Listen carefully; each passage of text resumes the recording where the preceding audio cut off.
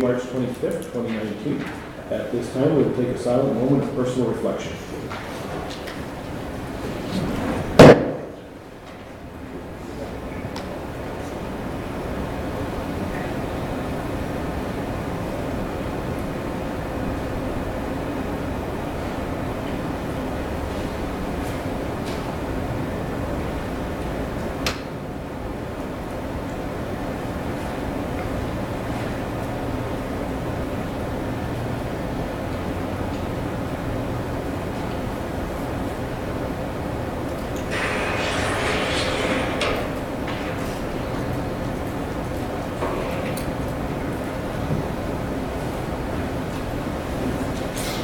As a reminder, all members of council are obligated to declare a conflict of interest or a pecuniary interest under Section 133 of the Lloydminster Charter regarding any item on this agenda. Councilor Buckingham. Thank you, Your Worship. I'll be declaring for 6.5.1. All right.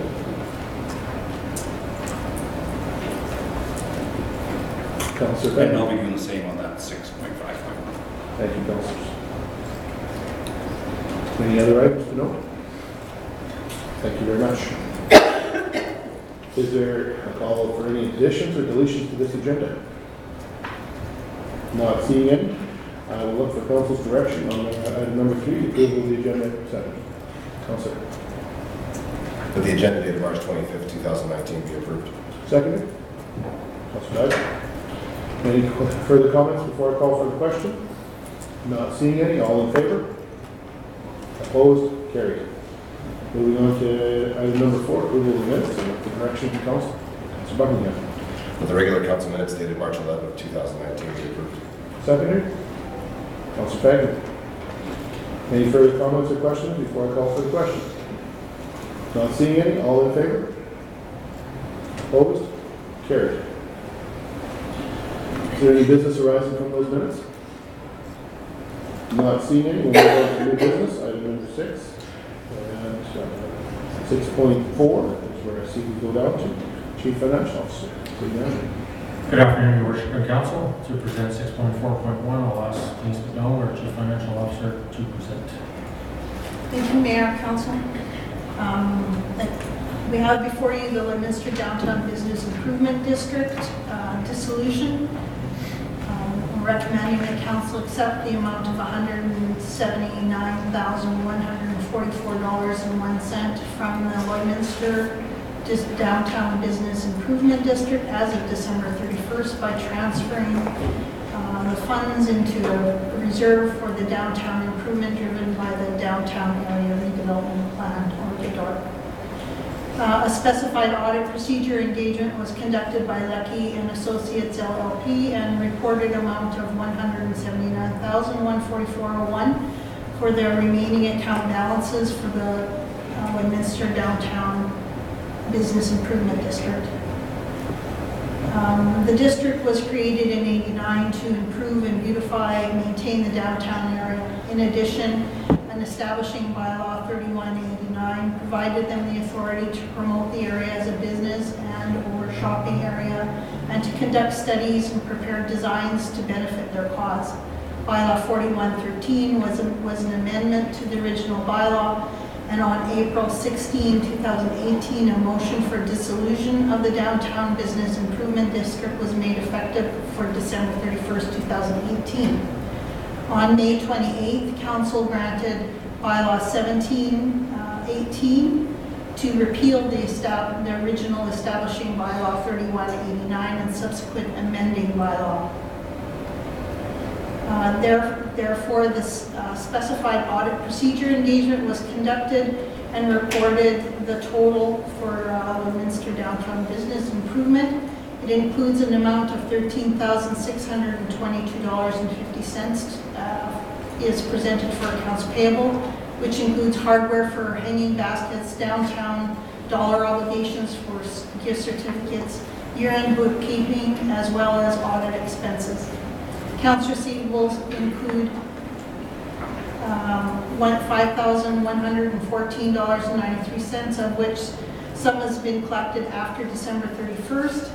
Cash and short-term deposits as well as bank equity and future money collected on tax levy have been included in the $179,000 already. A detailed list is attached following the recommendation. An acceptance to these funds by the City of Lloydminster shall include Council's decision to put the remaining funds into the reserve for future downtown initiatives. I would imagine that the gift certificates would also come out of there. And any future levies collected on the original bid levy would be deposited into that reserve. So the options that Council has is to accept the amount of $179,144.01 from the Lloydminster Downtown Business Improvement District as of December 31st by transferring it into a City of Lloydminster Reserve Fund for downtown improvements driven by the downtown area's redevelopment plan, or that Council not accept the amount. And thirdly, that Council direct administration to provide further information. Included in that recommendation is a list of balances and transactions showing a deficit for the year of $18,540.27 to go against their accumulated surplus to derive the $179,144.01.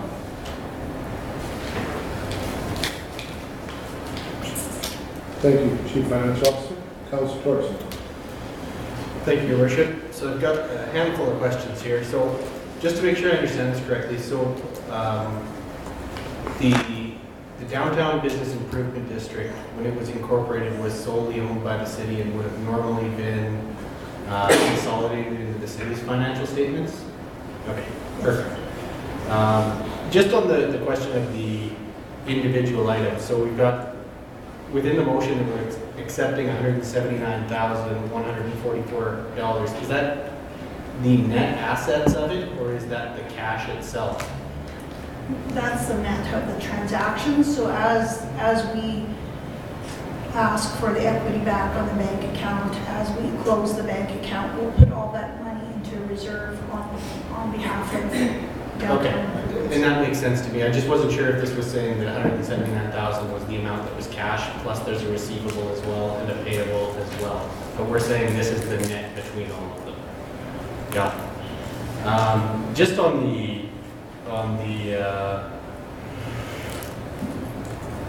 accounts payable itself, so we're going to continue to honor the gift certificates that exist currently as far as the downtown businesses for the next however time being type of thing until they run out? We will honor the ones that are handed in, is what I understand. I don't believe more are going out. Okay. And then this is kind of an accounting question, so it's very similar to the question that would have come on the next one, but so normally at year end you would have an audit engagement that kind of goes through the whole gamut of all the tests and exercises to make sure that all the risks have been addressed and the auditor can provide an opinion at the end. But in the procedures that we're looking at here, there's no opinion being granted. So does that mean that, just to be sure that I'm clear on this, that with these specified audit procedures, they're going to give all their notes to the accountant that's providing the audit, all their working papers to them, and then they will go through the procedures to say, yes, this is information that we can rely upon provided by another accountant, therefore we can provide an opinion on all of it? Well, my understanding is that we requested a specified audit engagement because financial statements were not going to be prepared, rather than prepare the statements for December 31st and then consolidate them again into our accounts. We felt that just the consolidation would be necessary. But we do have Amanda Macy here from Wilkinson, Livingston, Stevens, if you want to ask a specific question.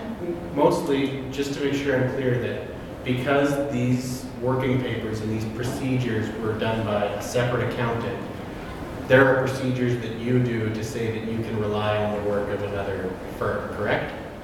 Yeah, we will review the procedures that they've done, and they are consistent with the procedures that we've also done on facilities court.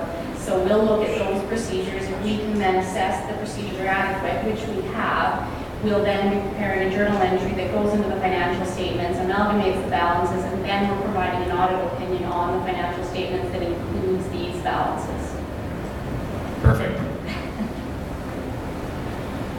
Nerds. Sorry. That's all I we're needed. always, it's always great to have a multitude of people that bring a wide, diverse background to city council that can ask particular questions. Councilor Thorson, your accounting background is much appreciated at this time, because to me, it's very straightforward, and I believe for the rest of the members of council that we want to ensure that protocol and the rules of engagement are followed, and that's what I guess we'd call it from the accounting standpoint. Yep. Thanks. Any other questions, Councilor Pajak? Yes.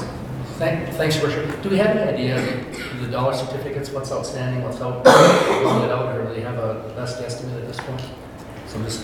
So as we look at this, I guess if we get $179,000, there's $300,000 worth of certificates, it's not such a good deal all of a sudden, right?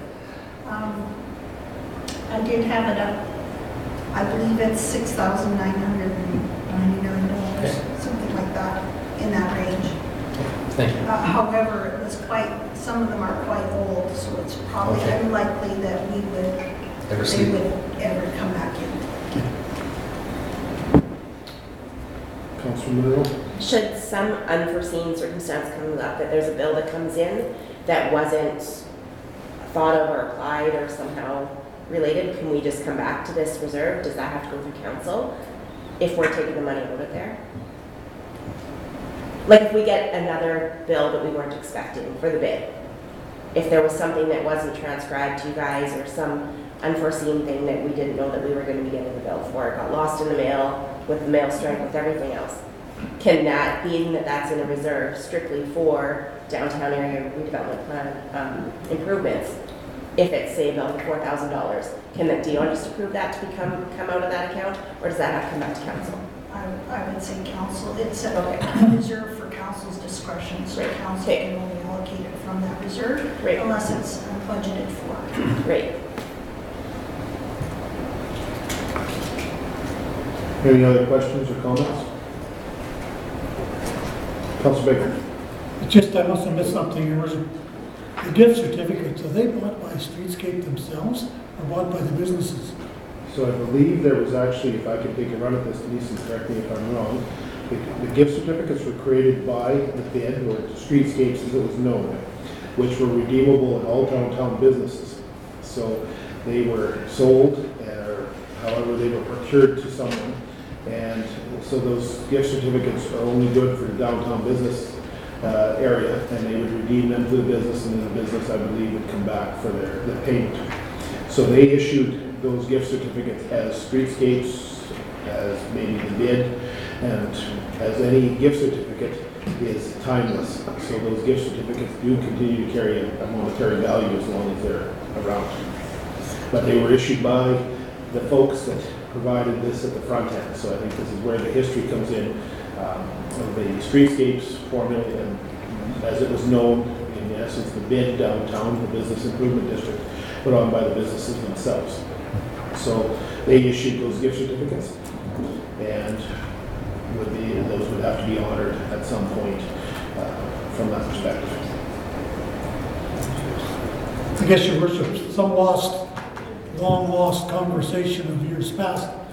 I was of the understanding that if a business wanted to use Streetscape, they would only buy 5 gift certificates from Streetscape.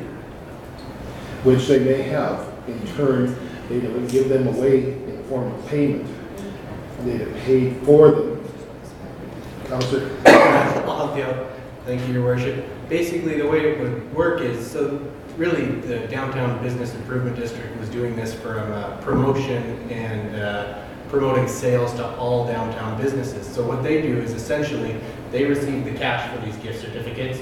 The other side of that is they're holding now a liability that at some point they're going to have to pay that out to the company that's actually receiving it. So it's kind of an in and out, and they don't get the sale, if you will, until it ultimately, or they don't even get a sale. They're just holding on to cash, basically, to make it so that anyone can buy something from a downtown business. So all you're doing is you're taking the cash, and you're holding the liability until the time that the sale actually happens and that card's redeemed, or that gift card's redeemed at one of the downtown businesses, and then you would write them a check for that amount. So it's from a perspective of convenience for, you know, promoting downtown sales. So buy someone a gift card and they can use it at 20 different businesses rather than, you know, one.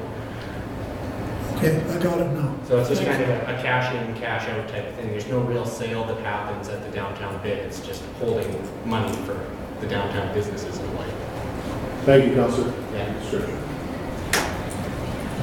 Any other questions? Not seeing it, I'll look to council for direction on 6.4.1. Discussion. Move that council accept the amount of $179,144.01 from the Lloydminster Downtown Business Improvement District bid as of December 31st, 2018, by transferring it to the City of Lloydminster Reserve Fund for downtown improvements driven by downtown area redevelopment plan. Second, Councillor Monroe. Is there any further questions or comments? Not seeing any, I'll call for the question. All in favor? Opposed? Carried. Back to you, City Manager, for 6.4.2. Thank you, Your Worship. To present 6.4.2, the Lloyd Facility Corporation. I'll ask CFO Denise McDonald to present once again. Thank you.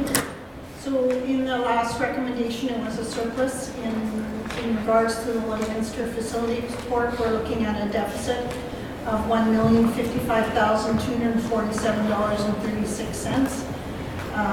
As indicated, specified audit procedures engagement was conducted by Wilkinson Livingston Stevens LLP and reported the deficit from the remaining account balances as of December 31st. A Lloydminster Golf and Curling Club operated by an internal board called the Lloydminster Facility Corp. was run at a deficit for a number of years. Through a successful bidding, Health Systems Group of Calgary, Alberta was hired to conduct a full operational review and presented their findings on May 28, 2018 to a regular council meeting. On October 15th, a motion for dissolution of the Lloydminster Facility Corp. was made effective December 31st and directed administration to contract food and beverage services, curling ice maintenance, and golf pro shop services out. In addition, council instructed administration to bring the golf course turf management within the City of Lloydminster's operations.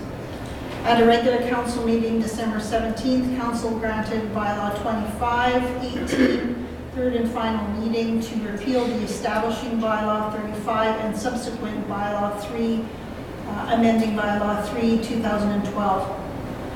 After that, the specified audit procedure engagement was conducted by Wilkinson Living Stevenson's LLP and reported a deficit of a 2018 deficit for $159,787.80, which was applied against the amount owed to the City of Lloydminster. The total now is $1,055,247.36. and which will become part of the dissolution. The options available to council are to accept the deficit for the Lloydminster Facility Corp. as of December 31st as part of the dissolution process. Option number 2 would be not accept the deficit. And option 3 would be direct administration to provide further information. A list of transactions are available there, cash, other receivables. You can see that the deficit for 2018 is $159,787.80, and that applies against the accumulated deficit for the total of $1,055,247.36.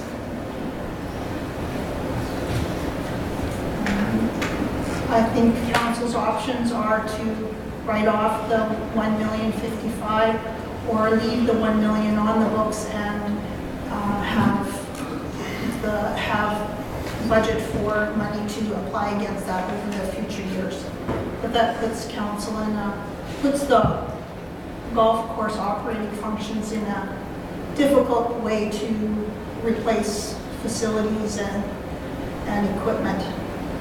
So we've recommended to write it off. Thank you, CFO. Questions, comments? Councilor Baker. Your worship, that isn't just 18, is it? How many years is this? This is an accumulation over 4 or 5 years? I believe, I'll let Councilor Thorson speak to it first if you, or Councilor. Thank you, Your Worship. Yeah, I believe it's over 7 years. There was even, so when it first transferred into city's ownership, there was an amount owing, and then that got almost all the way paid back, and then from that time, about 7 years ago, the deficit started to grow. But this is a So clean it's- slate, clean slate. That's exactly right, Councilor Baker. I believe it actually, by looking at this, the establishment happened in 2010, when the actual bylaw came forward to create the Lloydminster Facilities Corporation. Your worship, I guess it's more of a concern. I understand it's over a period of time. What's important, that the public knows, this isn't a 1-year loss. This is a many-year loss, and I think the public should be aware of that. Because if I was a member of the public and not privy to some of the things we are sitting at this table, I might say, you mean that our facility lost $1 million this year? And I think it's important that transmitted to the public that this is a 7-year or whatever Councillor Jonathan said. You know, when you have your press release, that people are aware that this is a number of years accumulation. It would be a lot easier to deal with. It would be like taking Civic Sports, one of the sports complexes, and building in 5 years losses and then announcing it all in 1 year. It would sound like, man, that's really bad. Not that this is good, but it's certainly the way I think we should present it. Thank you. Thank you, Councilor Thorson. Thank you, Your Worship. I just wanted to kind of correct myself there, because it was established 7, 8 years ago, but there was, I want to say 5 years ago, was when this new deficit started to grow, because it was nearly paid back at some point within that period. Either way, just to comment on it in general, when we were first elected, this was something that I don't believe any of us councillors knew, because it was something that was just within the financial statements. It was a part of the consolidated financial statements, and at the time, these were not, the Facilities Corp financial statements, I believe, were not posted anywhere in terms of the city's website or anything like that. So this was a liability that, you know, from my point of view, was just hiding, or a deficit that was hiding, because there was a due from and a due to that were the same amount, and you couldn't see it because they would cancel each other out when you would consolidate the statements.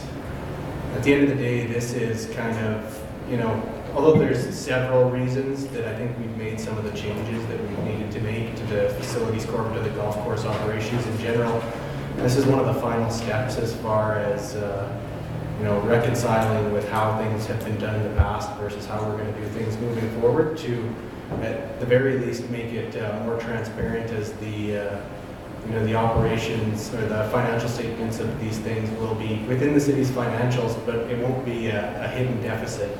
It's going to be clear when we set our budget at the beginning of the year where everything is at. I think the way that we've made changes with the restaurant as a reaction to this, and the way we've changed our pro shop management, have all been, you know, best practice suggestions presented by HSG, and I'm actually pretty proud of what we've done so far, because in the long run, I think it's gonna make a huge, you know, difference in terms of how quickly the deficits grow within, or how much of a deficit could exist in there had it been its own operation. But either way,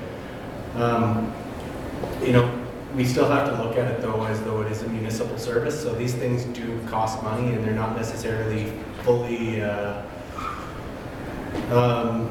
fully covered by user fees as much as we try to, but there's still going to be components to it, whether that be curling or whatever else, where the user fees don't cover the whole cost. So I think that's something important that we have to acknowledge and keep on being transparent with that through the budget process. At the end of the day, I'm happy of where we've gotten to. I'm not happy that there's $1 million write-off that we have to do. That's, far from something that makes me happy. But it's not something by any means that takes any new cash, because we're taking a receivable and we're canceling it out with a liability. There's no new cash that has to happen for this $1 million, and I think that's important for the public to understand. We're not paying out $1 million. We don't have to raise your taxes $1 million to pay for this. This is old money that is now being, kind of reconciled to the point where we can be comfortable with it. We have to get rid of this receivable. That's all. I think I have more, but I'll sit on it for a while. Thanks. Thank you, Councillor. I'll add to that. I think you hit very well the couple issues that we have to remind everyone, including the taxpayer.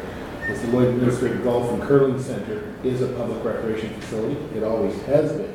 By the creation of the corporation, it did have a different, it was followed through an accounting process. But the challenge that over a number of years, the to do and do from did balance out on the books, but at the end of the day, the city and the taxpayers did fund the shortfalls every year, ensuring that the operational of the facility continued, and the users did not, and the residents did not see any difference.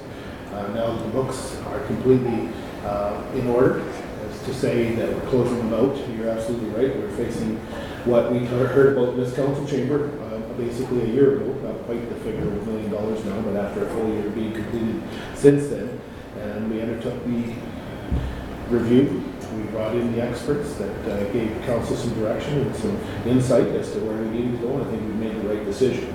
At the end of the day, we do have to clean up the books. The books, there's no use to me, and I hope council agrees, that $1 million in books for receivables when it may never come back. It's the way it is. If the Golf and Curling Center as an entity produces a financial a positive, that's terrific.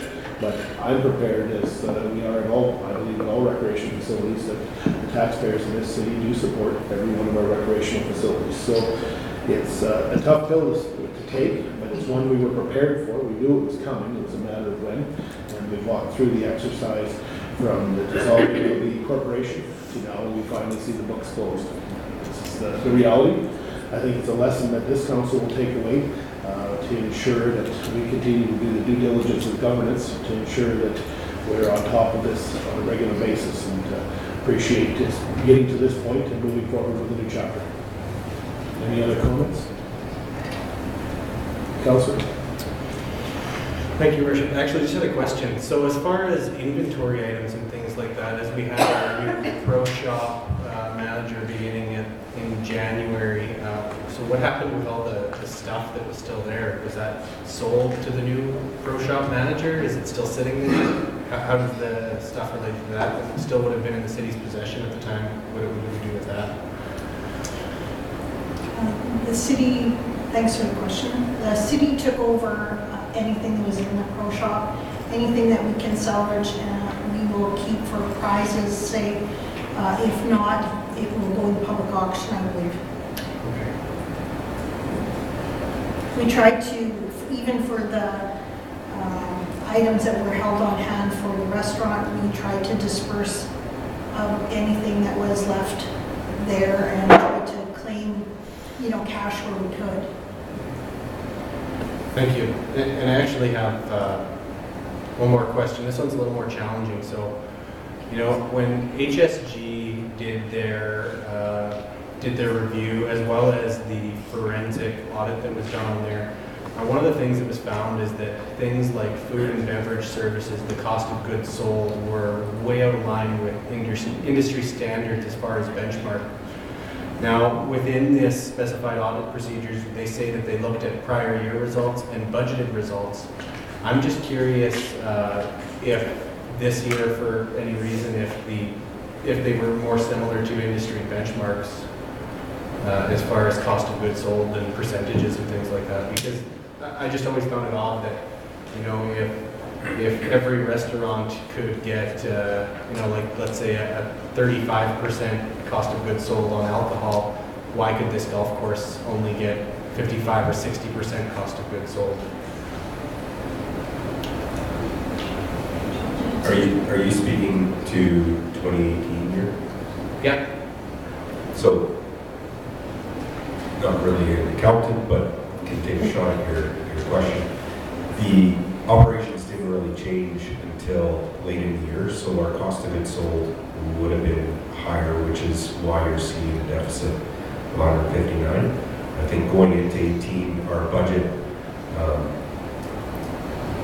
the process was to make those changes sooner in the year to offset that cost of goods sold. Sorry, I understand what you're saying as far as the operations, like the plan for the operations didn't really change, creating still an existing deficit, or at least the plan of making changes didn't happen when we initially anticipated when the budget was being created. But I'm talking about specifically the audit procedures, and this is potentially a question for our auditor if they would answer. It's just on the benchmarking of those things, because we compared prior year, we compared budget, but at no point do we really compare to kind of industry standards as far as those things. No, we didn't do anything. Story, could I ask you to take the mic, please? Yeah, sorry. Thank you. Sorry. Thank you. Our testing, our variance analysis compares to budget in prior year. Our specific testing agrees to vendor invoices and what was actually paid for those cost of goods sold items. We don't do any testing when we're looking at industry standards or benchmarking or anything like that. We do a specific sample of items where we're looking at that vendor and third-party invoice, and then just overall analytics on the total balances in those accounts. Okay, thank you. Any other questions? Thank you, Matt. I'll look for direction from council if there's no further questions on 6.4.2. Council Beckman. The council accept the deficit of $1,055,247.36 from Lloydminster Facilities Corporation as of December 31st, 2018, as part of the dissolution process. Second. Council Baker. Any further discussion or comments? Council Thorson. Thank you, Your Worship. This is for administration. I'd be interested if we can get any kind of report back to us at some point, just to get an idea whether or not some of the changes that were made mid-year, like doing more regularly, doing inventory and things like that at the bar, if there were any improvements on some of those things that we did. Thank you. I'll call one more time. Any further questions or comments before I call for the question? Not seeing any. All in favor? Opposed? Carried. I don't know if it's in order or not, Your Worship. Councilor Donaldson's question. Is not the bar and the restaurant going to be run privately? They are, but I think his question, correct me if I'm wrong, Councillor Thorson, but his question was he would like administration to just come back to 2018, the last of 2018. Are they obligated to? No, so they didn't start till 2019. So it was still ran until December 31st, 2018 as a city operation. Correct? Yeah, thanks. I fully understand the question Councillor is asking, and we will do our best to put that together. Not an emergency. All right. Councillor for stepping out. Thank you. I'll look to the city manager for 6.5.1. Thank you, Your Worship. To present 6.5.1, Transit Assistant for People with Disabilities Capital Grant. I'll ask Patrick Lancaster to come forward.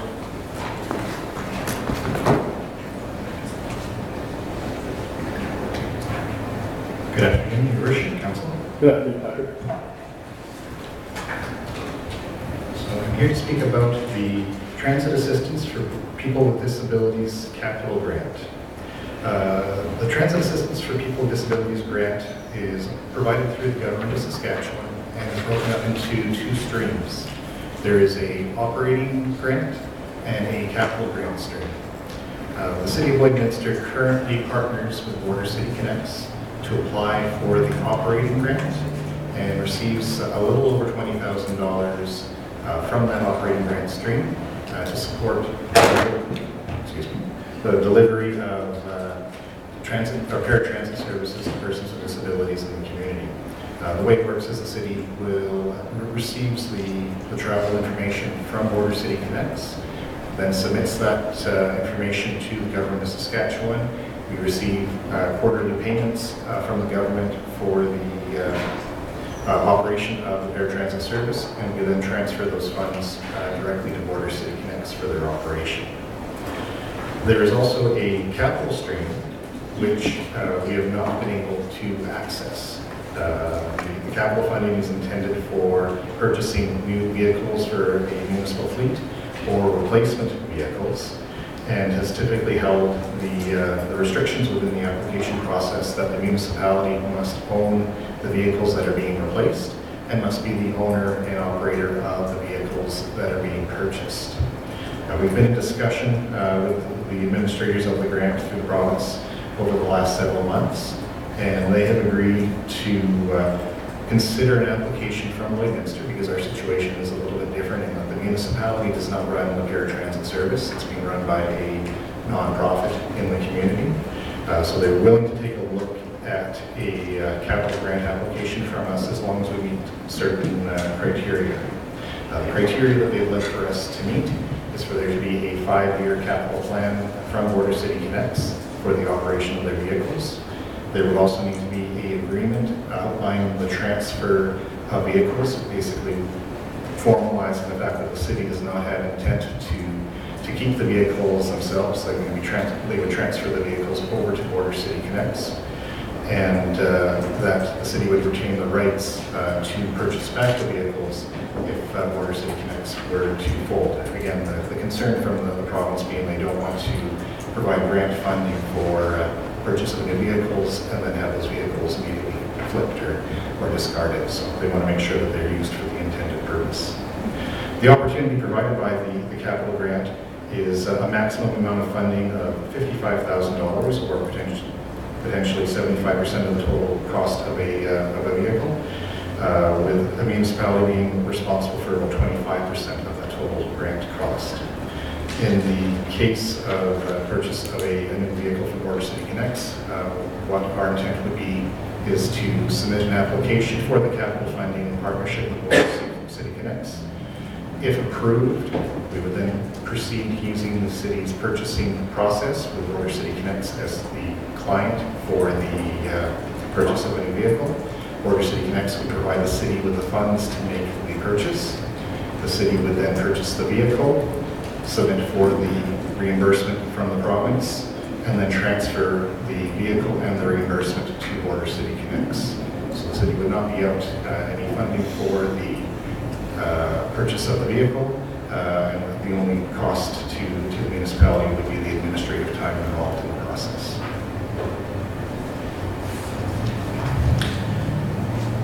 So there are 3 options in regards to proceeding for the TAP capital grant application. That council direct administration to submit an application for the 2019 Transit Assistance for People with Disabilities Capital Grant and authorize the city clerk to sign all necessary documents. Or that council direct administration to not submit an application for the 2019 Transit Assistance for People with Disabilities Capital Grant and return to a virtual GPC meeting with more information. Or that council direct administration not to submit an application for the 2019 Transit Assistance for People with Disabilities Capital Grant. Are there any questions? Thank you, Patrick. Take Councilor Monroe, followed by Councilor Johnson. With one of the requirements being the 5-year capital plan from Border City Connects and the April 1st deadline, is that enough time? Have you been working with them already in collaboration so that they have enough time to get back and forth? Yes, we've been in contact with Border City Connects, and I've been assured that they will have or could have a 5-year capital plan in place in order to meet the April 1st deadline. Councilor Torres. Thank you, Your Worship. As much as I trust everyone involved here, when we've talked to the province of Saskatchewan and they're on the level with this thing, like it just sounds kind of goofy, like it's a great idea if we can do it. I'm just concerned that we could get in hot water for doing something we're not supposed to. But if you're assuring me that we've talked to them, they said yes, you can do it so long as you follow specific steps, then I'm totally good with it. I think it's a fantastic idea, and I don't know why we wouldn't do it. It's just the tricky thing that it seems like a really odd kind of engagement, if you will, where we're applying for a grant, we're buying something with their money, and then we're going to give them the thing that they bought. Almost like, I don't know, like they're borrowing our Costco card. I know that sounds ridiculous, but they didn't pay for their own, well, different, but yeah, they didn't have their own membership, so they're going through us. I just want to make sure that we're doing something that's on the level. Yes, we've been very upfront with the administration of the grant. And I do want to make it clear, we haven't been approved for a grant or submitted anything yet. So while we've had the conversations, they've said they would consider the application based on us providing the following criteria. So as part of that application process, they will very clearly have, yes, this is our intent, this is the procedure that we will follow, and here is the 5-year capital plan for Border City Connects. Okay. And they may still decline us. I understand. Thank you. Councilor Baker. Thank you, Your Worship. To the Director Pat, in the past, the city has applied for, I believe, this grant and received handy-van buses, is what we called them those days. And then they were turned over to handy-van to operate. I never ever once asked about who had the title or who had the registration, but I believe the handy-van did. So is this the same thing? Very good question. This is actually a very similar process to what took place approximately 10 years ago, where the City of Lloydminster applied for the same capital grant in conjunction with Green Trip funding, and did purchase vehicles for the Handyman Society, now Border City Connects. And it was actually our discovery of that past transaction which allowed us to bring the precedent back to the government of Saskatchewan and say that we have been through this process before, despite over the last couple of years being told, no, you must own the vehicle, no, you must maintain the vehicles. So that exact example, which about 10 years ago, I think it was about 2013, actually, I don't have the exact year, but there was a previous example where the city did make a purchase, capital purchase using that grant and turning the vehicles over to them, the Handyman Society. Thank you. Councilor Monroe. Aside from this grant, does Border City Connects, what kind of grant funding do they currently receive from the transit assistance people, TAPD? As part of... Because that all goes through the city, correct? Yes, the funds that are released through the grant program are all released to the municipality first, and then have to be transferred over. As part of the 2018-2019 fiscal year, Lloydminster is approved for $20,379, according to the most recent report from the province. Councilor Thorson. So, I guess I must have misunderstood that before. So, to be clear, we already do this on the operating side with Border City Connects regularly. It's just purely the capital side this time. That is correct. Okay, thank you. Feel better about it already. But I think it's, there's a couple good benefits here. Precedents have been set by the provincial government of Saskatchewan in the past. And I think that a little encouragement to the minister and our MLA, once our grant application goes in, certainly to help foster this, because there was an additional $800,000 set aside in the province of Saskatchewan's budget last week for disability transportation. And the minister was quite proud of that fact. So I'm hoping we can raise that this very issue to the minister, encouraging his support of such a worthy cause, because we do not have public transport. And we have an organization, a nonprofit organization that provides a very vital service to our community, yet it's not run by the city. And I think that that speaks highly of the volunteers and the organization that's in place. We can continue that operation with the assistance of the government, meeting their obligations and their wishes to provide transportation in the paratransit field. And I think that's just the message we need to convey with the application form. And Patrick has indicated that conversation is starting to happen at the government level with the administration, which I think that's a great thing. And I think just a little follow-up will hopefully get this to the point that it's approved. Councilor Baker. Your Worship, bottom line was, back when we got bans before, if you want to know the underlying thing, the lending or the grants are coming from the government, they wanted somebody to be responsible. That's the bottom line. because volunteer groups can come and go because they're volunteer. So if they decide to fold, what happens? The city's still there, or the municipality. So that was the thing they didn't talk about very much, but that was one of the underlying pluses for the government of the provinces, provincial governments, that the municipalities would see that things got done the way they should. Absolutely. So if that makes you feel any better there, Jonathan. Thank you.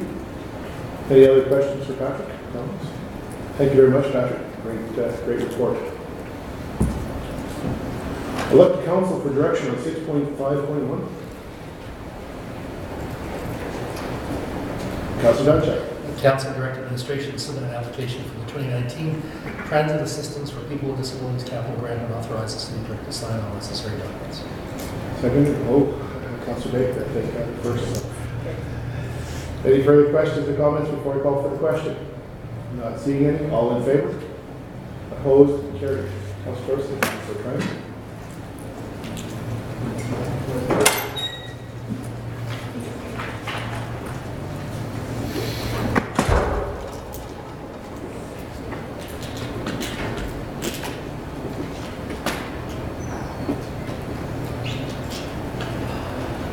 Worship, does Alberta have any grants like that? Well, I'm sure Patrick will be investigating very thoroughly if there are. $60 dollars, that's pretty nice for $66 Yeah, that would be terrific for a change and to use that.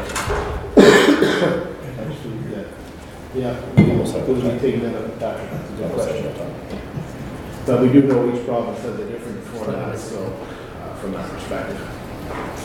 Moving on to the agenda is 646 operations with the city manager. Thank you, Your Worship, to present 6.6.1 transfer of outstanding stormwater utility charges taxes. I'll ask Karen De La Rosa to come forward.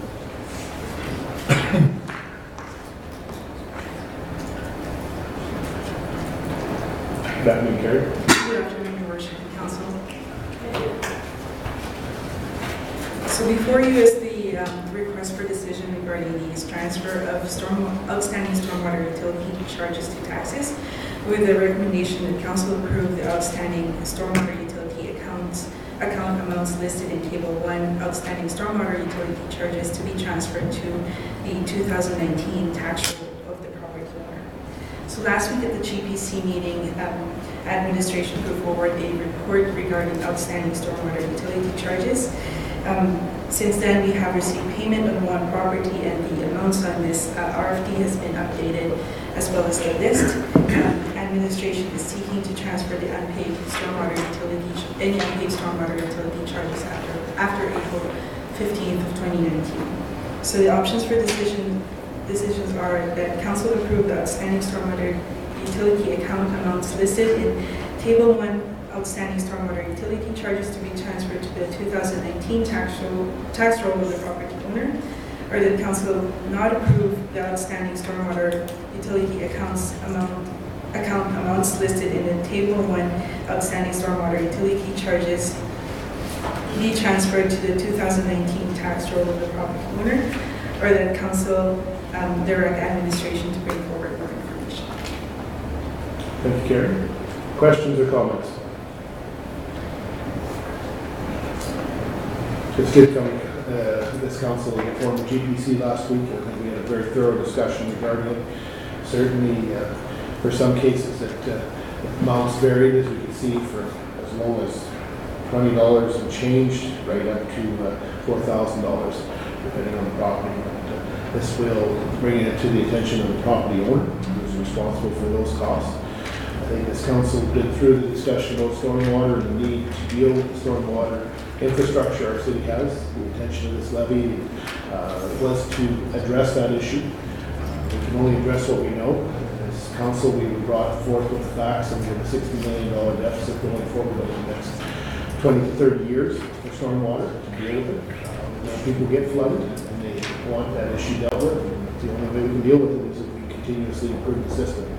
Without money, which doesn't seem to appear every day from the provincial or federal governments, it is at the cost of the taxpayer. And protect them, we need their support, but we also need them to pay their bills, and this is where we're at today. If there's no questions, I'll look for direction. Councilor Buckingham.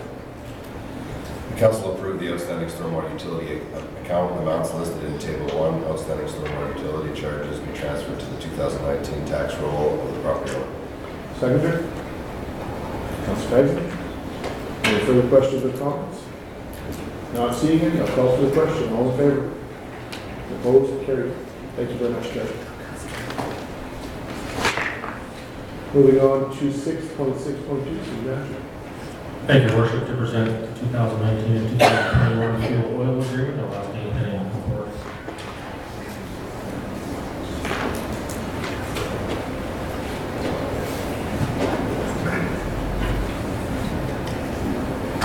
Good afternoon, everyone. Good afternoon, Dave. So the recommendation is council approve the award of the 2019 to 2021 fuel oil agreement to Kings Energy Group for an estimated yearly cost of $386,141.50 plus applicable taxes. The City of Leominster requires a formal agreement to be in place for fuel oil dispensing. Background. The City of Leominster does not have its own fuel dispensing station at the Operations Center, where most of the equipment is actually located. Therefore, a bulk supply station is utilized as a fuel additive available on a 24/7 basis, and the ability to deliver bulk fuel to various locations within the City of Leominster, landfill, airport, Bud Miller Park, and golf course now also. Recently, administration conducted an open bidding system for fuel oil dispensing, and moving forward, this will be re-tendered every 3 years. A request for proposal was issued on December 21st, 2018, with a closing date of January 25th. A thorough analysis of the proposal was conducted to ensure the proponent with the best understanding of the requirements outlined in the RFP was selected. There was 5 respondents that replied, and 3 were chosen. The other 2 couldn't supply everything that was required in the RFP. So the table there is the criteria, and the options are listed also. On December 21st, when we put the tender out, we asked for the rack price, including all taxes and anything else, to end up with a final price per liter on the product. The rack price is a standard price given to all of them, and from there the taxes would be added on top to it or deleted or whatever was required. So when purchasing bulk orders of fuel or whatever like this, the Kings Energy Group, I'm sure they must have some sort of a point bonus system, as well as the Woodminster and District Co-op, and I'm sure Hancock Petroleum does as well. Does that not apply to municipalities? Not one of the tenders that we got sent to us had any bonus packages or rebates or anything included. And I'm assuming that was because of the end price per liter. Okay. Between all 3 companies for the fuel price was 0.2% difference. Yeah, just with the 0.3, they're so close in. I just want to see if there was anything that maybe could have weighted one over the other, but none of them had anything in their RFPs. None of them proposed any benefits on that. Councilor Buckingham. Thank you, Your Worship. So I don't mean to be critical when I say this, but we're talking about a commodity, and basically we're saying the goods are all equivalent in quality and everything, and then the prices are very close. I'm just curious on the weighting. So if a particular place, let's say, has 8 pumps at the fueling facility and the winning one had 10, does that mean that you would score an 8 in terms of number of pumps at the fueling facility, so then that 2 points could have decided the tender? No, it wouldn't have made that much difference for as close as the price was. So, like, it ended up with 50. The price itself ended up at. So Husky would have got the 60% for the price. The other one's 59.67, and the other one's 59.4. So. Okay, so what I'm saying. I know. Yeah. So how does that work then for number of pumps? If the winning one gets 10, or has 10 pumps, let's say, does that mean that if one has 8, does it go down to 8 points? Well, we didn't we did an average on availability and our equipment we've got. So the number, Husky was number one because it had actually 25 pumps. Okay. And it got a 9, Co-op got an 8, it had 23 pumps, and Petrochem got a 7, it had 12 pumps. So it's hard. I guess when you say that, I'm totally fine with the decision that we've come to.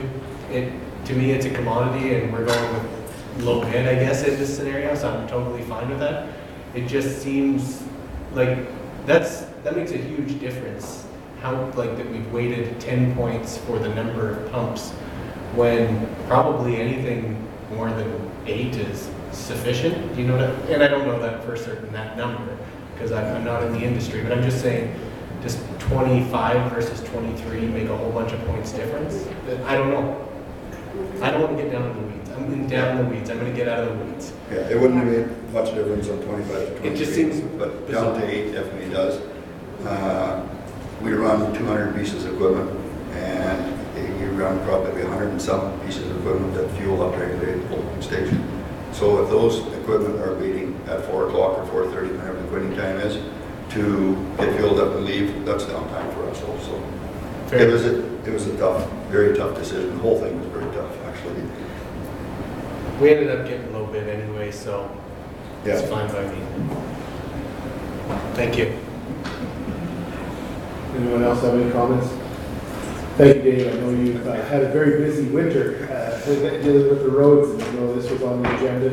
And I know that this requires from the community, whether we were putting it out for bid, we followed through on that. Thank you for that. And again, when it gets down to within cents, and even just very small cents, but based on the overall cost, based on the tender, that's what is being proposed. I think that's what taxpayers are asking for. They want to ensure that we're getting the best buy for the city and for the staff, because as you said, at the end of the day, it's a part of the service that adds to our service, because if the trucks don't have fuel, they're not going to go anywhere, and the equipment's not going to work. So, Yeah, and there was, like, overall, there was only 1% difference. Absolutely, very, very tight.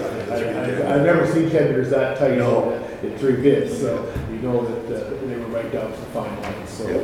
And after the decision's made, we'll be entering into an agreement with them for the 3 years also, so we'll have a contractor's agreement also.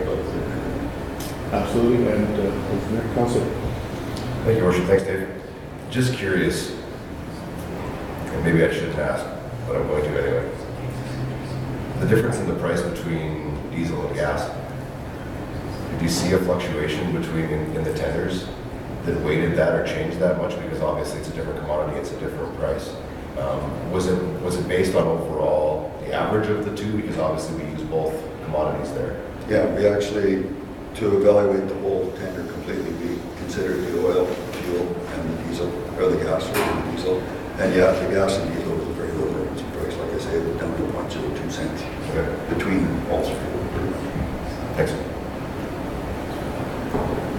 Any other questions? Not seeing any, I'll look for direction from council on 6.2.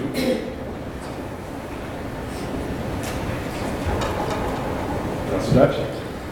Move the council approve the award of the 2019-2021 fuel oil tender agreement to Kings Energy Group for an estimated yearly cost of $386,141.50 plus applicable taxes. Second, Councilor Fagin. Any further discussion or comments? Not seeing any, I'll call for the question. All in favor? Opposed? Carried. Moving on to 6.6.3, manager. Thank you, Worship. To present 6.6.3, the site plan of the various parking lots, Terry Burton.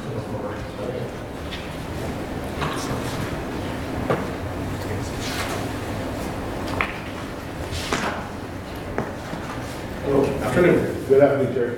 So in front of you, you got a request for decision in regards to a site plan parking variance.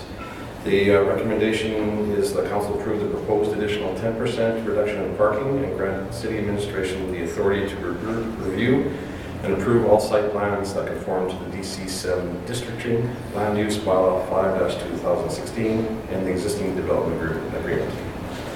On the background side of things, back in June of 27th of 2016, council approved the use of an entertainment center, which included a casino on the lines described as 3915 44th Street and 3910 41st Street, with conditions.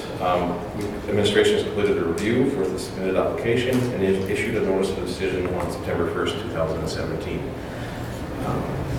For the site that complied with the requirements of the land use bylaw 5-2016 and the DC7 district, and of course council's conditions that came about. The original application approved on September 1st required 989 stalls as calculated by a third-party corporation, with a 10% reduction for a mixed-use site resulting in 902 parking stalls. It was suggested at the time to apply for a variance to further reduce the parking by up to 15% to have the final required stalls of 767 for the entire site. This included the casino, the restaurant, the theater, the hub center, the shopping retail, public spaces. The city did not receive any applications for variance at that time. A bylaw amendment application was received in May of 2018 to amend land use bylaw section DC7 to reduce the parking for the casino portion of the sites to 400 stalls. Because of the application, city administration, SIGA, and Board of Tribal Council agreed to review the casino floor plan for what is and is not considered public space. There is no specific definition of public space in our land use, but it's understood that anywhere that the public is free to access is considered in the calculation. The floor plan review and parking recalculation concluded that the parking could be reduced significantly, using the recalculation and the variance power available through the land use bylaw and not an actual amendment of the bylaw itself or the land use. The new calculations were provided to the developer through a parking agreement letter dated November 16, 2018, as shown in the attached chart there. So it shows you the difference between back on September 1st, 2017 versus the November 13th, 2018 letter and the agreement that we came to with three parties. So it shows, so the bump table requires 604 stalls, less an additional 10% reduction for the multi-use variance that we talked about before, for a total required of 544 stalls, with additional 8 barrier-free and 5 bus parking, for a total of 557. Typically, when calculating parking stalls, the barrier-free stalls are included with the regular parking requirements and not in addition to. The city received an application back in December 3rd, 2018, which included a revised site plan that exceeded the number of stalls as identified in the parking agreement letter. As part of that application, the administration moved forward with the processes and sent out letters to all adjacent landowners within 100 meters of the subject property, and posted on our websites and posted in the lobby of the operations center for review. It was also placed in the paper on December 6th, and the referral period ended on December 20th with no comments received. A short, almost a week later, the developer submitted a new site plan. After the referrals were all made out and advertised, we reviewed the site plan, and in opinion that the site plan has changed significantly enough to have the referral process start over again. Noted on the revised site plan that needed to supply another 7 additional parking stalls to meet the requirements of the November 13th letter.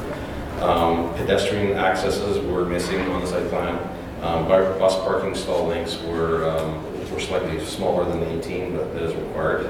And also to comply with the existing development agreement that is in place and accepted by the city.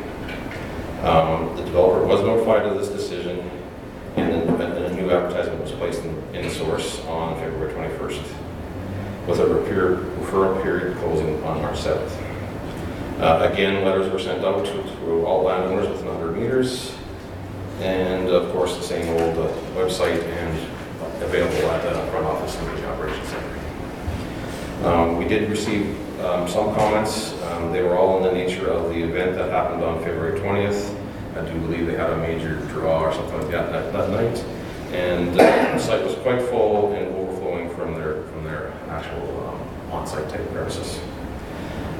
Additionally, administration also recommends, as part of this too, that applicants submit to Saskatchewan of the development coordinator a new grading and servicing plan to match the newer site plans, and of course drawings for the acceleration and decelerations lanes.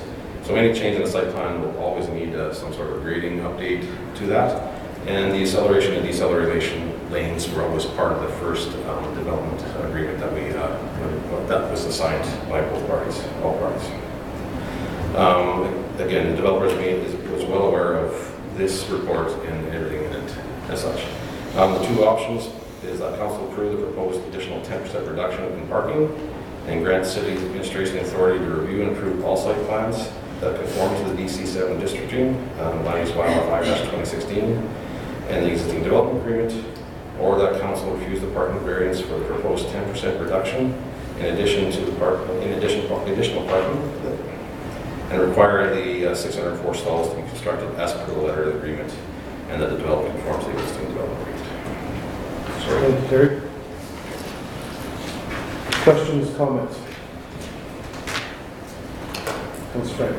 Thank you, Worship. So how many parking stalls do they have out there currently, Terry? I don't know the number off the top of my head, but I know based on the new site plan, or that one last site plan that I've seen, they're still missing probably a good couple of rows along the highway there. So I put a guess to it, probably sitting in the 400s, maybe a little high 400s. Again, that's just a guess. Yeah, just kind of putting in that, with that February 20th event, if that would have had a significant... It would have helped for sure. I'm not too sure. I think they were already parking there anyways because it was pretty frozen conditions, and I'm pretty sure there wasn't too much snow on there. They had it pretty well swept off, so I think it was being used, but just not in the paved position there. Just looking at the site plan and based on what I've seen out there, probably anywhere between 150 to 200 would be currently in place, plus additional overflow area that's undeveloped parking as of right now. So that would have been available, they would have been parking in that area that wasn't developed, and is now going to be paved anyways, right? I didn't witness the event, but I'm fine with the assumption. Assumptions, just trying to get an idea there of special events. Councilor. Yeah, so I guess part of the only concern I see in this, and I understand the use of the public space and access to it, but I guess what I find interesting is that, the calculation for the parking space now says it includes a casino, restaurant, theater, and so that's in place. Hub center, which I'm not sure what it is, shopping, retail, and public space. So some of these pieces, the shopping, retail isn't there yet. So that number really should be over-serving the current casino because the rest isn't developed. True, as part of the And so original yet application. we still have some overflow, I guess. So, but I'm also hearing that they haven't fully developed the full amount that they should have in the first instance Yes, as well. yeah, Okay. yeah, correction. They've got, I think it's one of the maps on the back there that had the 3 sections that are outlined. Those are the areas that are still needing to be addressed as part of Okay. parking, or that they identified as needing to be addressed as parking. Okay.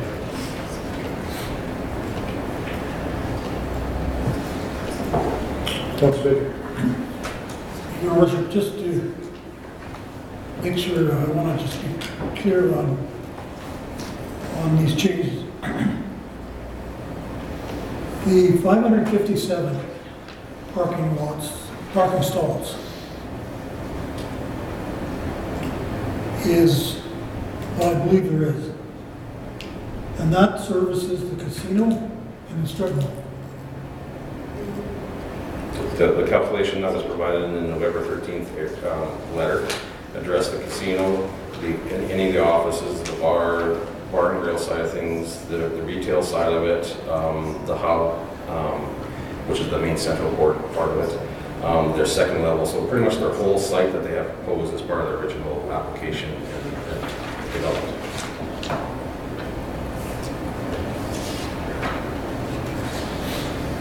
On the original site plan, there was a strip mall, and there was a casino, right? Sorry, can you... A gas bar, and a proposed hotel. I think. Okay, that's one title, right? The currently, the lot is still split into 2 parcels, which is ongoing as to amalgamating everything else. The gas bar sits on one with the casino and the hub and the future retail and office space being on the second parcel to the south. And that's where I refer to the actual 2, I guess, physical addresses that we have, the 3915 and the 3910, referring to the two parcels, one being right adjacent to the Highway 16, and the second parcel to the south, which currently houses the actual casino building, being the south portion.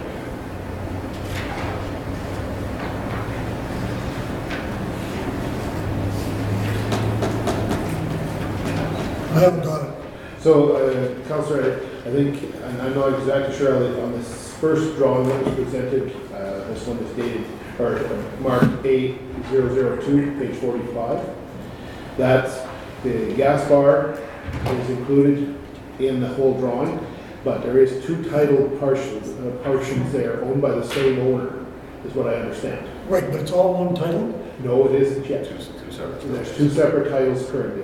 One when the gas bar was originally acquired, or the property that gas So bar. they have to look after their own property. And they have their own parking and their own, that's under separate So development. this is for the strip mall and the casino building? Right. Okay. Yeah. And was 557 the right number? That was the number that came to in our agreement on the November 13th, 2018 letter that we. But with all your changes and reductions, and Yep. the number is The 557. 557 is the total, if council chooses to give us or give the actual extra 10%. And the front half of that parking lot is not developed yet. Correct. Yeah, It might again, have that been one used plan. temporarily back on February 20th, but that will be developed. Yeah, that one plan just after A002 showing 3 red highlighted areas.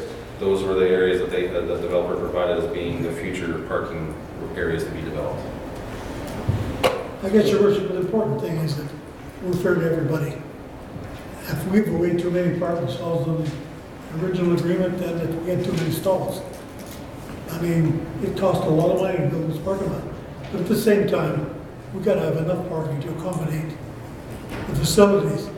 So when you do an individual building, you have to have so much parking for each building. That's how you usually calculate. So a combined package is 557. So down the road, if they want to add something over and above, they have to add more parking, that's all. That Good, is- thank you. Yeah, any future, exactly, any future applications for the site will require its own parking to be addressed, yes. Good, thank you, I just want to. Got to make sure we're clear. Is there a time restriction on this As to, for sorry, them to get these stalls in place? it'd be part of their development agreement and everything else, and I can't remember if there's actually a date on there for sure, but there typically is some sort of a date on it. I don't know what it is at the top of my head. And will it be staged? Oh, yeah, sorry, yeah, very well. Yeah, we actually hold security as well to make sure that they do this as well. Right. So will it be staged as the mall progresses, then they have to? Yeah, I think that was the original intent of why they provided that one red marked up drawing. So they got A, B, and C marked on that, so they're going to tackle A first, then B, and then C. Right. And in terms of administration approving any further site plans, what kind of changes do you foresee that may come forward that? For that aspect of things, is just more working with them to finalize this site plan in its entirety. As you can see through the report, we've probably did 2 or 3 reiterations of it in the last 6 months or so. So it's more finalizing the actual parking requirements, all the requirements as part of the original development agreements, et cetera, et cetera. Landscaping. Perfect, thank you. I just wanted to be clear on, you said any future development, and right now though, built into that calculation, that strip mall is built into the calculation. Yeah, So anything we see in that diagram is included in there, okay? Correct. Anything basically on the A002 is actually pretty correct to what they made their application to. So any of the stuff that I'm talking about doing in the future is potentially east of that, against that one side there, probably north of the gas station. So. Gotcha. Thank you. So I had the opportunity to speak with the developer and the operator, and I think it's very clear that the city manager and I have had a number of discussions. And as it was outlined, there is security in place, and I believe that the operators made it very clear that they will ensure that as it develops, because we're in EC7, this is Direct Control 7, it was a zone that was created by the city at point of application. It is a little bit of work in progress, and we'll continue to work with the developer and the operator, and they will continue to work with the city and to ensure that it's in their best interest, because as I'll say it, as they said to me, we want to be a good neighbor, and we want to ensure that we look after our neighborhood that they're located in, and we want to be part of the community. Having issues being raised by taxpayers is not in their best interest as it isn't in ours.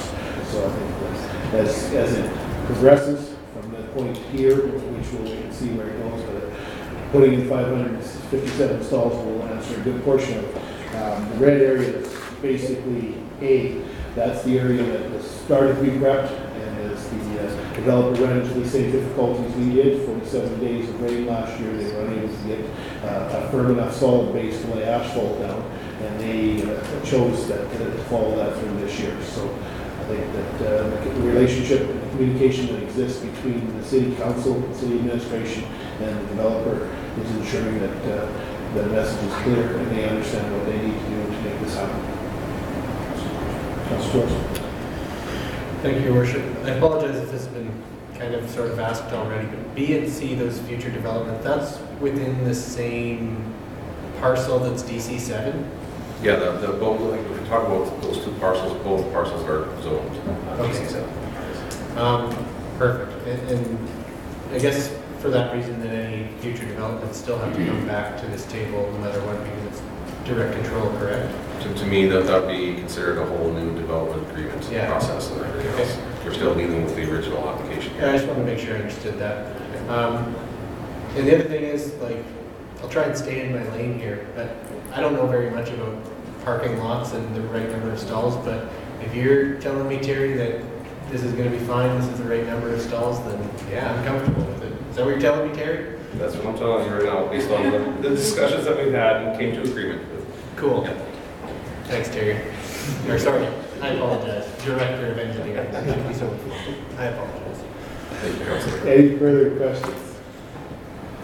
City Manager. Just further to that, we did a lot of homework around, our planning team did a lot of homework around the province, both Saskatchewan, Alberta, the number of stalls that casinos provide, and I think we're still over, or we're still competitive, and I think we're comfortable with the number that's there, and I think we did a lot of homework in advance of this, because there's been quite a lengthy discussion around the numbers. So they did ask, council does have the authority to authorize up to 15%, and they did ask for that, and we were comfortable with 10%. So our planning team has done a lot of homework and looked at various casinos throughout the province. That's the one thing we don't anything to compare to in the city is a casino. We have lots of retail, we have lots of industrial development, those are different things, but casinos are a different entity. So we did utilize a lot of information from others throughout both Saskatchewan and Alberta.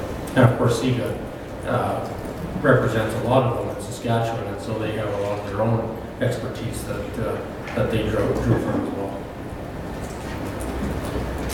Yeah, I was just going to add that, certainly that years gone by, my daughter was playing hockey at Nate. I would come in early, have supper, then I would go to the casino, and I would go to Yellowhead Casino, and their parking comes nowhere close to this. Nowhere near the number of parking spaces, and they actually have sort of access to the east, where it's just dirt, and it's filled with holes and valleys, and if you have a low riding car, you might not make it out of there. Yeah, I think certainly this at least compared to that one, far exceeds one. Any other questions, comments? I'll look for direction from council on 6.6.3. Councilor Craig. The council approved the proposed additional 10% reduction in parking and grant city administration the authority to review and approve all site plans to conform to the DC7 district land use bylaw 5-216 2016 and the existing development agreement. Seconder. Councilor Dasha. Any further discussion? Not seeing any. Question, all in favor? Opposed? Carried. Thank you very much, Terry. Moving on, back to you, City Manager, for 6.6.4. Thank you, Worship, to present 40th Avenue Rehabilitation Contractor work. I'll ask James Rogers to come forward.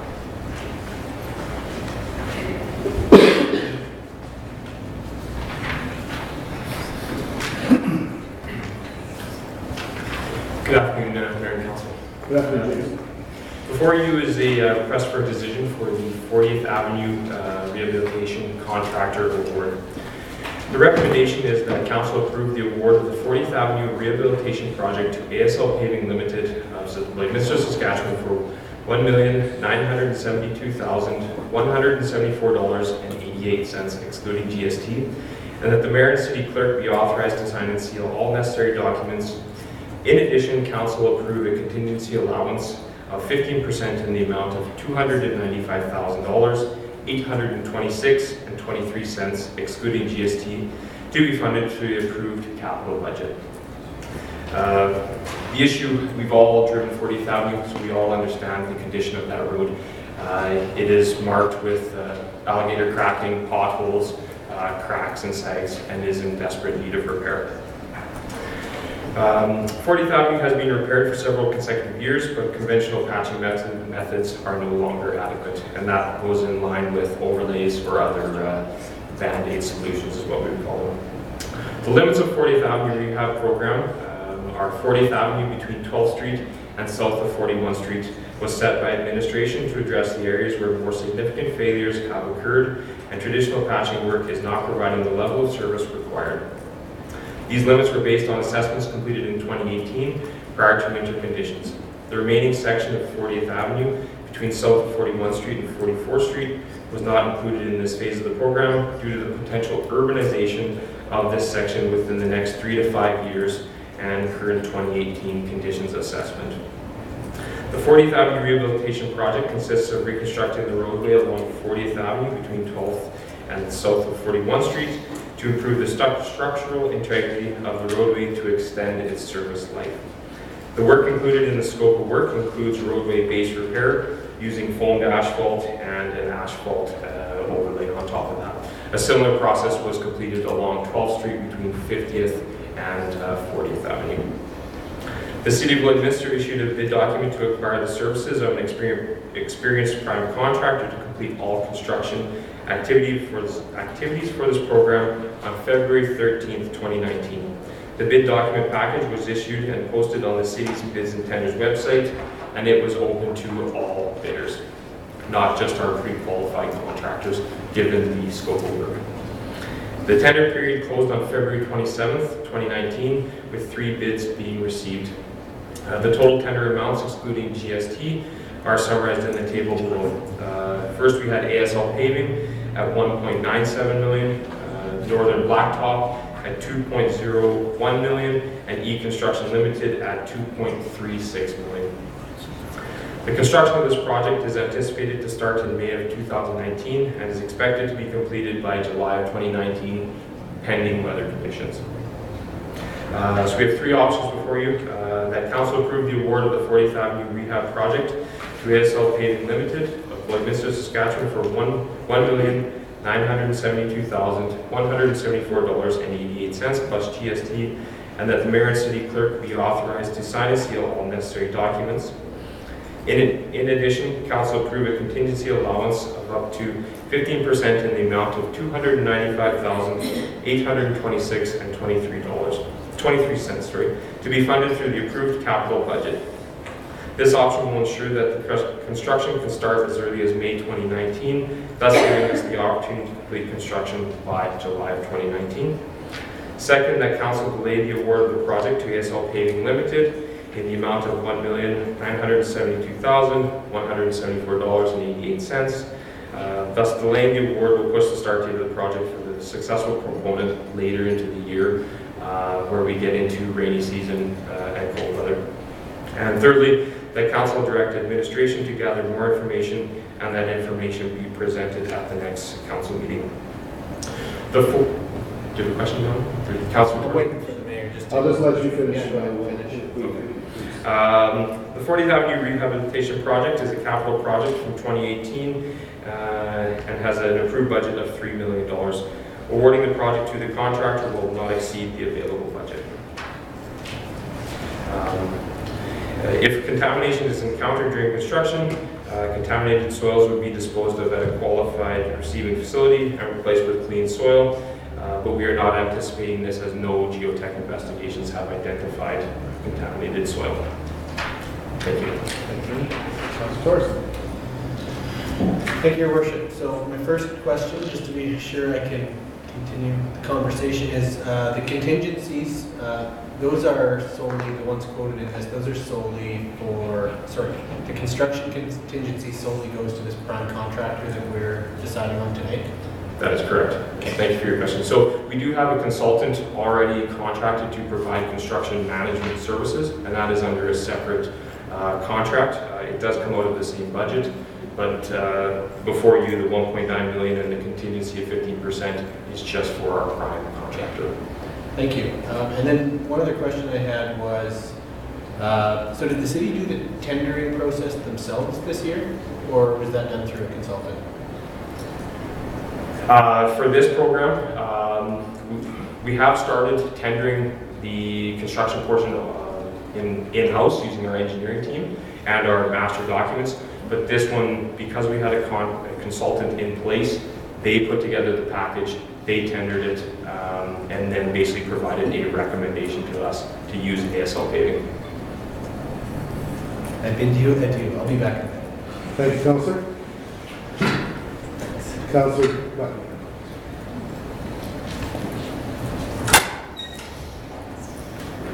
Thanks, James. Just curious, I've read this 4 or 5 times on the weekend. I read it twice this morning.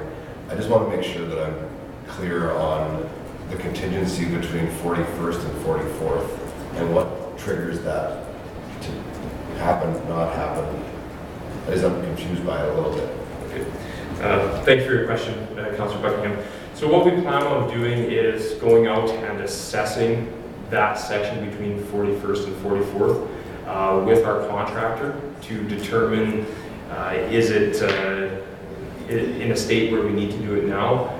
Can it wait another 3 to 5 years for the potential urbanization of that section? And if it can, if it's anticipated that it can last those 3 to 5 years, we would hold off, as we do not want to do the foamed asphalt repair, because you can't rebuild it or you can't reuse it like a granular structure where you can peel the asphalt, salvage granular. This is a one-time shock. If we have to dig into that road again, it has to be redone. So in preparation for the urbanization, we would like to hold off, but if it does need to be done, we will extend our limits. Yeah, I just wanted to be sure because it says that in there, and then the map takes that orange line right up to 44th Street. So I wasn't sure if it was going to most likely happen or not, because the map shows it being done from one end to the other. So yes, you are correct. The map does show it going from 12th Street all the way to 44th Street, and this was the plan that would have been issued to consultants when the program was originally issued, and we decided to leave it as is because it does show the potential full extent of the program. good, thank you. Councilor Roman and Councilor Baker. Have we inquired with different, the RM of Wilton, for example, being that this road borders on their RM, of any possible funding that we may? Sorry, I missed it. Sorry, just have we inquired with other RMs in terms of possibly having them help fund partial of the road anyways that would be adjacent to their lands? Yeah, so the mayor and I have had one conversation with them, and then I've had another verbal meeting, and we have a letter pending today, ready to go requesting for 25% of the funding. Councilor Baker. Thank you, Your Worship. When 40th was rebuilt, it was a cost-sharing agreement between the county and the RM. Not the county, pardon me, the RM and the city. About 10 years ago or whatever it was. And I'm thinking back here a day or two. I think in the specification at the time, it said that it would be built to a certain standard, and that in so many years, we would probably need to do a fairly heavy overlay. I'm just going by memory here. I didn't have anything to back that up. So I have 2 questions. The last 3 blocks that you're not going to upgrade, I drove down that road yesterday, just because I did. You're the engineers, I guess you'll make the decision. I just wondered why you weren't doing those 3 blocks. And I'm listening. But the other question was, is the ARM involved in the maintenance and upgrade in the tender process to build this road, as saying it's a joint road? They're not involved in the design part of it, they are involved in there's going to be a request of the RM, and we've had a few conversations, and they have asked us if, for example, if we could get away with an overlay or patching and things like that. We have answered their concerns, and we've looked at a couple of different ways to include them in terms of labor or different things like that, but this is the item we came to, and now we'll be moving forward with a formal request if this is approved today. But they are aware that there's a request coming, so we've had that preliminary conversation. Because I think a review of the old original contract of 10 years ago, or whatever, I don't know when it was in fact, should be looked at, because there might be some reference to some long-term maintenance of that stretch of road. That's all I'm suggesting. And it's all memory, I have no facts in front of me. So, thank you, Richard. Thank you, Councillor. Well, administration will take that back, but we have had conversations with the road municipality, but we'll be furthering that after this meeting, but certainly we'll chase down and see what history we can uncover there. So I could add one thing to it. Sure. At the time, the ARM was very anxious to have that road done, just like we were. Absolutely. Well, it does serve the RM as an access point, and I think that, as you say, they are interested, so we'll look forward to their response. We have a letter drafted, just waiting for this motion to be carried, if that's the wish of council, and then we'll proceed from there. Council. I guess a couple of things around it. One is that it's a pretty narrow road, so we're not touching, the width of the road is at all period to the surface of the road. Yes, thank you for your question. So we will be working within the original or the existing geometry of the road. Okay. Similar to the repair we did on 12th Street a number of years ago, we are just going to pulverize the top surface of the road, repave it. It will be a little higher, so we will have to do some feathering work and tie in for driveways. But as far as the side slopes, the ditches, the drainage, that will not be touched. So the other part is, just as a point of question, so the foam, asphalt and all this other stuff, how does that compare to what we use in the 100 meters or whatever it is prior to the lights here on Highway 16? Not near as different. I'm assuming it's not going to be that quality. Do you mean the concrete pads? Yeah. So the concrete pads would be extremely cost prohibitive for that section. Now the foamed asphalt process uses the existing structure, the existing material that is there. You have to import a couple inputs, concrete powder, asphalt binder, which is the foamed asphalt, and then it uses that to repave the road. So it is a quite robust structure that can definitely handle the traffic that we are seeing on that road, and it's predominantly truck traffic. So are we able to add on to that if we're thinking about it, widening that road at all in the future, or would we have to strip it all down? No, if we wanted to widen the road, that's easily doable, because we would just take the side slopes, dig them down, and then rebuild and add our lanes. But if we want to lower it, it's a throwaway. Good. Any other questions?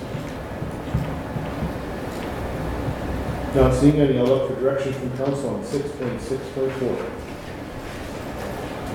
Council Buckingham.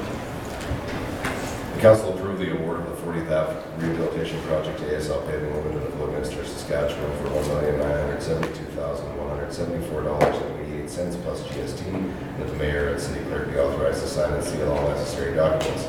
In addition, council approved a contingency allowance up to 15% in the amount of $295,826.23, excluding GST, to be funded through the approved capital budget. Senator? Councilor Baker? Any further questions? Not seeing any, I'll call for the question. All in favor? Opposed? Thanks. Carried. Thank you.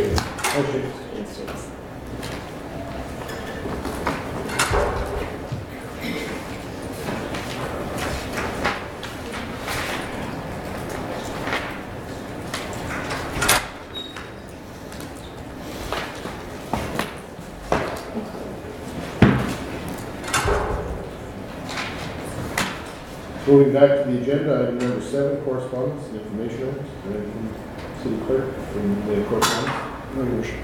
Thank you. Moving on to item number 8, it's the Mayor and Council's report. I've attached my report for the last month and a little bit to for Council's viewing and residents and taxpayers. Certainly it's been a fairly busy month. Again, I could glean through many of the highlights. There's a lot of interesting things in our community over the last month. That's noted in the report. I had the opportunity to attend the Saskatchewan budget last Wednesday in Regina. I had the opportunity to attend 2 pre-budget meetings, one with Saskatchewan Highways and one with the Minister of Intergovernmental Relations, to get an idea of what we could expect that afternoon from the budget. There was a slight increase in the transfer from the province in the way of the 0.75 of 1% PST share of municipalities, which will add about $76,000 to our income this year from the province of Saskatchewan. Not a lot, a little bit helps. It certainly will be absorbed fairly quickly. In the same token, there was an increase of $800,000 in the handicapped transit or paratransit funding, so that's great, which hopefully this council, with our approval today, will have the ability to tap into some of that. Certainly, there was increases in areas. There was no new tax increases announced that affect our community from that perspective. Other than that, we had a federal budget released the day before. We're still waiting on some details. There was an announcement that will affect our municipality to the good. The federal government indicated in the budget that they will be allocating a one-time payment of the federal gas tax, the equivalent to what we're getting today through FCM, I understand, is the funding partner. And that will come to the municipality sometime. We don't know when. We're still waiting for more details. We do receive that annually through the provinces, both Saskatchewan and Alberta, and our allotment on our population, but we will be receiving another contribution which is intended for infrastructure. So we'll be looking for that, and as this council determining where we can allocate that next year, because to start allocating, I think, infrastructure money again this late in the year and starting to bid on projects and things would be challenging.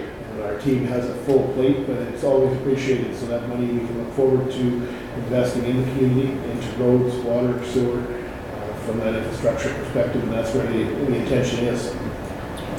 Other than that, I think everyone's very familiar that the election has been called in Alberta, so we have found, I've attended a couple of meetings where the government of Alberta is unable to speak now, because during the election period, you won't hear from anyone representing the government, either administration or from cabinet, as the elected officials in that process. So it has slowed down some things a little bit, but from all, it's business as usual dealing with the government overall.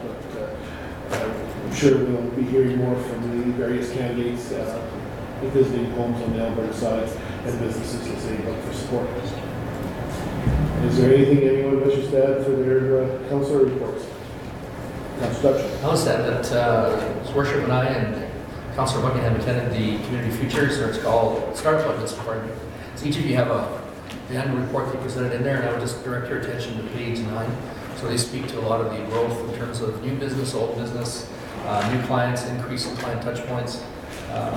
So there's just some important information there relative to, I think, the growth that they're experiencing, at least relative to the stats from 2017 to 2018.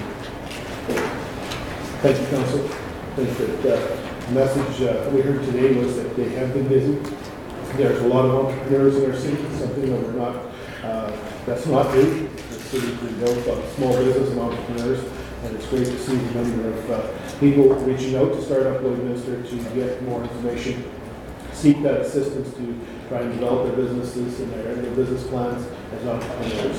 So I think that question is often asked by this council: are we seeing value for our money? And it's great to see some numbers that they presented.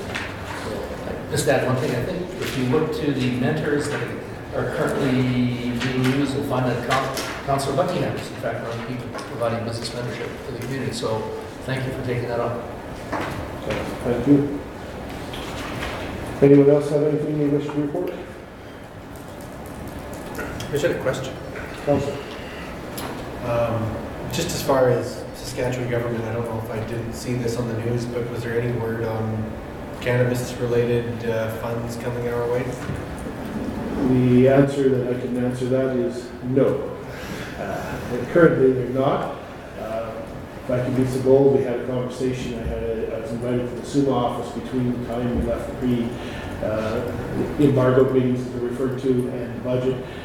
Certainly, the SUMA will continue to lobby the government of Saskatchewan. And certainly, we know 2020 is a new year, and it'll be an election year in Saskatchewan. We'll see where we stand as municipalities when it comes to that. There's been various numbers in both provinces talked about where they're looking at revenues, but they still are waiting to get a full year under their belt is what they're saying. And we heard the saying from Alberta before they went into the election, there was some money set aside, but will it improve? We'll wait and see. So to answer your basic question, no, not in 2019. Any other questions or comments? Not seeing any. Is there any other matters that this council needs to address at this time? With that, I will look to inquiries from the media. Thank you, Your Worship.